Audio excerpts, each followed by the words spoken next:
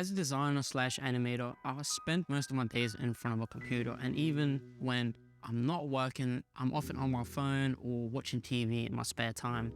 So between those two, I rarely find myself in contact with physical media. And that's a shame because I really love the tactile feel of holding things, and I love textures and feeling them. That led me to go on a book hunt to find something that could not only inspire me, but also books that I could learn something from, something where I could read it and feel smarter. I found a good few books, and I wanted to share my 3 favorite books that I picked up with you guys, and hopefully you guys go out and get the books as well, because I mean, they are just good books. Whether you want something that looks super cool as a coffee book table, or something that can teach you something about what you're working with, or even just general life advice. I want to introduce you to my first pick, which is a Batman book. And as a big Batman fan myself, I was immediately drawn to this because it is Batman, and I am probably the biggest Batman fan in the world.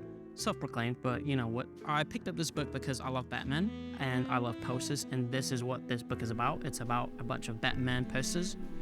They are all like illustrated, so a bit different than the style I do, but it taught me so much about compositions, hierarchy, and color theory, because this book goes through different iterations and sketches before they get to the final design, and it shows how they've put thought into the way the characters are laid out, the colors that are used to emphasize certain feelings or motives, and telling the story of the show or the movie without you having to see it.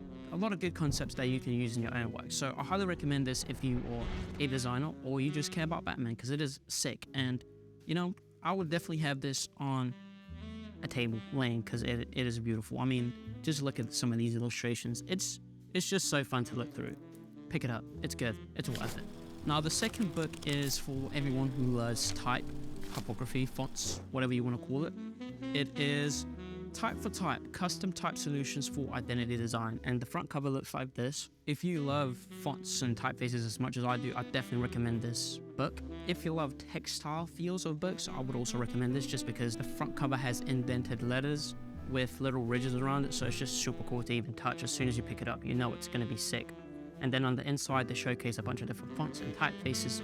That is a super cool way of getting some inspiration. One thing is looking through Google Fonts or Adobe Fonts, trying to look for fonts, but another thing is seeing different fonts in their specified use cases. They have fonts that are made for airport tickets or websites or streetwear designs. So it's really cool to see what kind of thoughts go into designing a font for those specific scenarios. And it's also just a really cool way of getting some inspiration, because they have so many cool mock-ups and different layouts in this book. So this book, I highly recommend it, and it's just a blast to look through all the creative typefaces that are in this book. I mean, you have something that's made of shapes.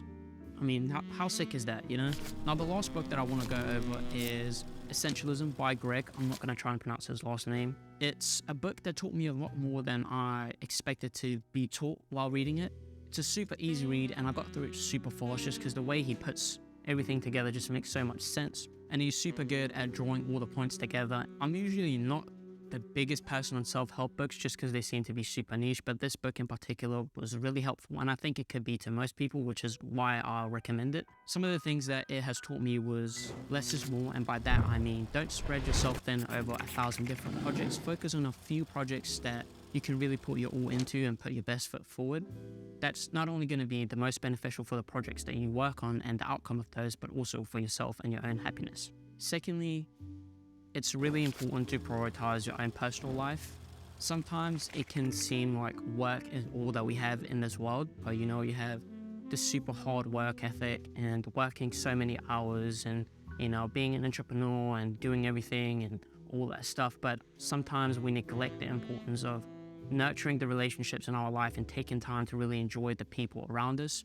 And I think that's a shame, because at the end of the day, that's the memories you're going to look back on, and that's something that is super obvious and it's common knowledge, but it's just nice to have a book that, or a person that reminds you of that and just tells you that, because sometimes it's different when you hear it from someone else than just telling yourself. Lastly, there's one thing in this book that I never really thought about but makes so much sense once you read it, and that's learning to say no and taking control of your life. We often find ourselves in situations where we feel like we have to say yes to something, and we end up doing it even though we don't want to, but that's just how we've kind of come to be in society, because we're always taught to be helpful and do this and this for other people because it's nice, but there is an art to saying no and being honest about the answers that you're given. Because if you say yes to something but you don't feel like doing, you're not going to end up doing good, and then you're just doing yourself an injustice and the people that you're wanting to help out. And secondly, taking control of your own life. It's so easy